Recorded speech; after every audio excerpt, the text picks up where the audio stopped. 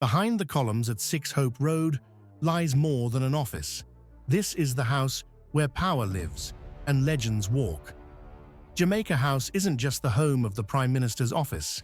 It's the silent witness to decades of national triumphs, heartbreaks, and turning points.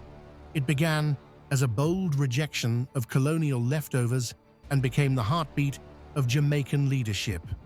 Let's go inside. 1962.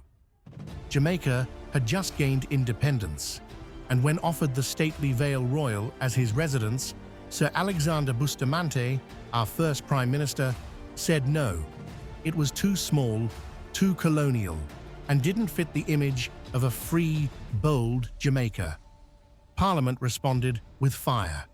In early 1963, it voted to build something new on 30 acres of the King's House lands, not a hand-me-down, a national statement. Vale Royal was designated as the official residence of the Minister of Finance in December 1962. Building a nation's pride, a public design contest, a national naming competition. In just under a year, Jamaica House rose from the soil, graceful, elegant, Caribbean modern. Lloyd Shearer and Marvin Goodman designed it. In February 1963, the House of Representatives approved the construction of a new residence for the Prime Minister, marking the beginning of Jamaica House. Construction was completed late the same year, 1963, for £55,000 or 110,000 Jamaican dollars. Joanne Sibley decorated it with chandeliers, custom-carved pineapples, monogrammed linens, and a banquet table that could seat 36 under a 6-foot-wide crystal light. It wasn't just architecture, it was an ambition, set in stone and mahogany. Bustamante to Shearer. Sir Alexander Bustamante moved in with Lady Gladys in 1964. The house pulsed with diplomacy, cabinet meetings, and Caribbean charm. Guests included dignitaries and Commonwealth leaders. When Hugh Shearer took over in 1967, he brought calm leadership during industrial unrest and the excitement of Haile Selassie's 1968 visit. By the late 60s, Jamaica House became more than a place. It was now a synonym for the Prime Minister's government. Michael Manley's transformation.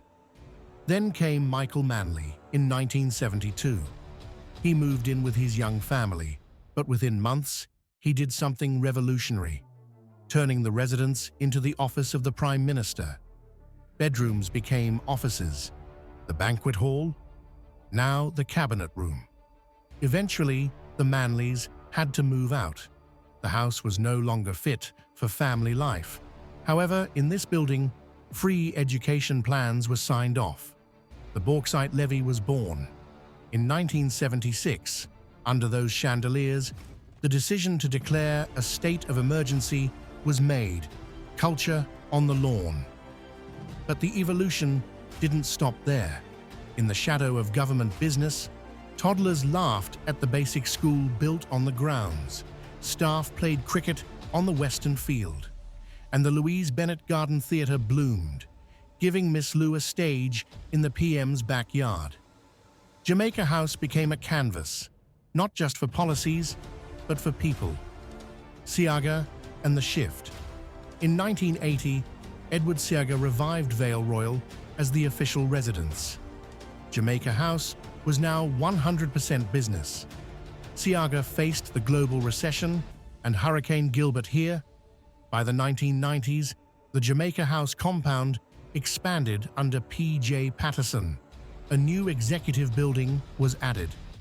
The cabinet no longer met in a dining hall. Governance had outgrown its glamorous roots. Patterson to Holness.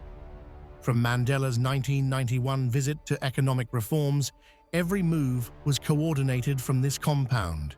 Portia Simpson Miller hosted Christmas treats at Vale Royal, but it was Jamaica House where the nation turned for leadership.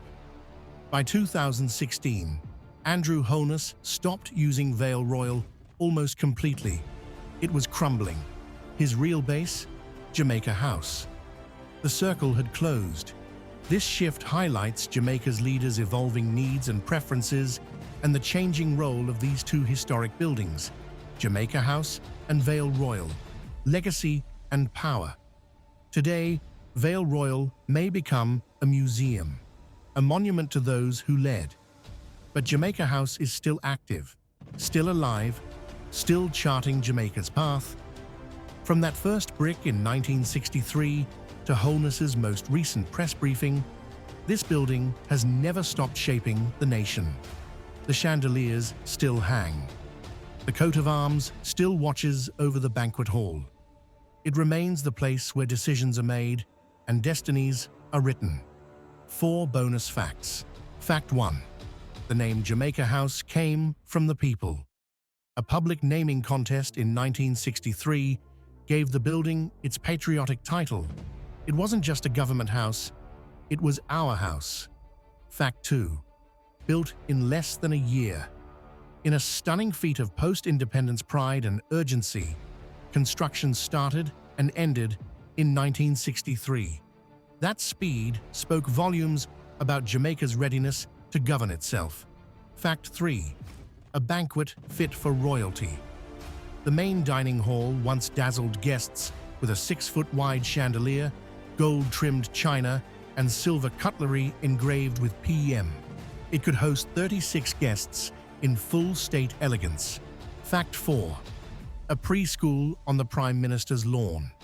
In a move that showed Jamaica House wasn't just about politics, but people, a basic school opened on-site in 1974 for staff and the surrounding communities. A space for children's laughter in the heart of national leadership. So next time you hear the words, "a statement from Jamaica House," pause. That place has seen it all. Bold reforms, late-night crisis talks, even Christmas treats for children.